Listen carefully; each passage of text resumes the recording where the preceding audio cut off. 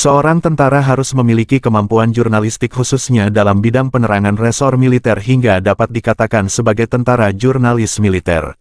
Hingga bisa menjadi tentara jurnalis militer yang bisa memberikan informasi dengan berbagai angle berita dalam satu kepada masyarakat secara luas.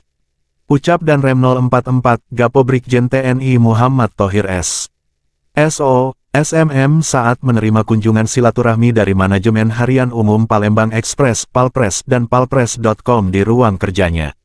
Jadi seorang tentara harus memiliki kemampuan jurnalistik bahkan mampu mengangkat berbagai angle berita dalam satu kegiatan yang diadakan barulah dapat dikatakan tentara jurnalis militer, ujarnya.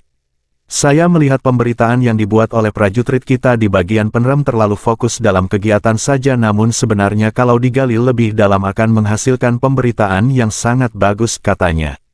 Untuk itu pihaknya bakal menjalin kerjasama dengan mitra Korem 044 Gapo dalam hal ini Palpres untuk melakukan sharing informasi.